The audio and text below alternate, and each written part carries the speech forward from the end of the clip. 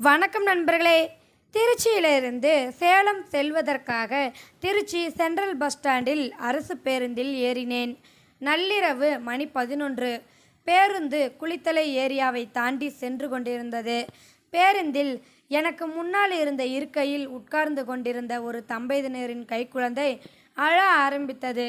ஒரு போக்குவரத்தில் இதெல்லாம் சகஜம்தானே என்று எவரும் சட்டை செய்யவில்லை.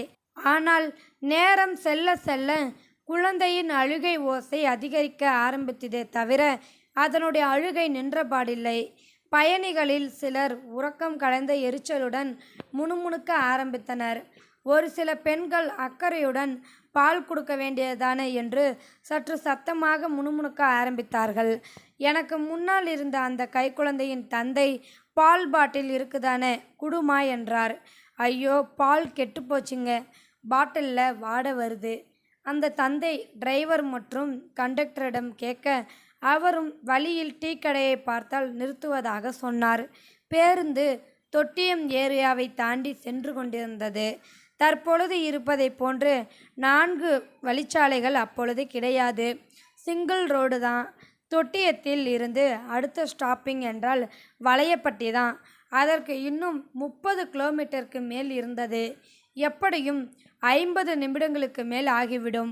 குழந்தை அடித்தொண்டையில் வரா வரா என்று கதற ஆரம்பித்தது.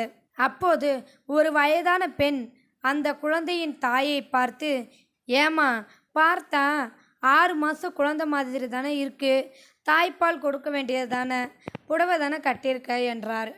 அதற்கு அந்த குழந்தையின் தாய் மெல்லிய குரலில், 2 பக்கமும் இன்ஃபெக்ஷன் ஆயிருக்குமா, அதான் ட்ரீட்மெண்ட் எடுத்துக்கிட்டு இருக்கேன், மருந்து தடவி இருக்கு என்றாள்.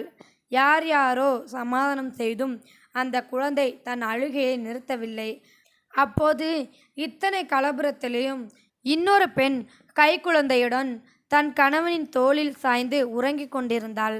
அவர்களிடம் சென்ற அந்த வயதான பெண், உங்ககிட்ட புட்டிப்பால் இருக்கா என்று கேட்டார். அந்த உறங்கிக் கொண்டிருந்த பெண்ணின் கணவரோ, இல்லைங்க, இன்னும் புட்டிப்பால் இவனுக்கு கொடுக்க ஆரம்பிக்கல என்றார். பிறகு ஏதோ நினைத்தவர் தன் மனைவியை எழுப்பி அவளிடம் ஏதோ சொன்னார். அந்த பெண் உறக்கம் கலைந்து எரிச்சலுடன் எழுந்து வந்து இந்த அழுது கொண்டிருந்த குழந்தையை வாங்கி, என்னடா உன் பிரச்சனை, அர்த்த ராத்திரியில் ரவுடித்தனம் பண்ணிட்டு இருக்கிற என்றபடி அருகில் இருந்த காலியான இருக்கையில் உட்கார்ந்து அந்த குழந்தைக்கு தாய்ப்பால் கொடுக்க ஆரம்பித்தாள். சட்டென்று அந்த குழந்தை அமைதியாகிவிட்டது.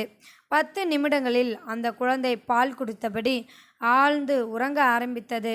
அந்த பெண் உறங்க ஆரம்பித்த குழந்தையை தூக்கி அதன் தாயிடம் கொடுத்துவிட்டு விலகி செல்லும்போது தாய்ப்பால் பெற்ற குழந்தையின் தாய் அந்த பெண்ணை பார்த்து, உங்கள் குழந்தைக்கு பால் இருக்கா என்றால் அக்கறையாக.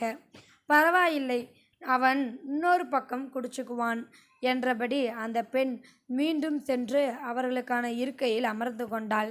அவளுடைய கணவனின் கையில் இருந்த குழந்தையை வாங்கி தன் மடியில் சாய்த்து கொண்டு மீண்டும் தன் கணவனின் தோளில் சாய்ந்து உறங்க ஆரம்பித்தாள். காலை 3 மணி அளவில் சேலம் பேருந்து நிலையத்தில் பேருந்து நின்றவுடன் அனைவரும் இறங்கினார்கள். அந்த பேருந்து விளக்குகளின் வெளிச்சத்தில் அந்த தம்பதியினர் தெளிவாக தெரிந்தார்கள். பாலுக்காக அழுத குழந்தையின் பெற்றோரும் அந்த குழந்தைக்கு பால் கொடுத்த பெண்ணும் வெவ்வேறு மதத்தை சேர்ந்தவர்கள்.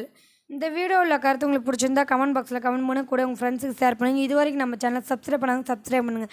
கீழே ஒரு பெல் சிம்பிள் இருக்கும், அதையும் கிளிக் பண்ணுங்கள். தேங்க்யூ ஃபார் வாட்சிங்.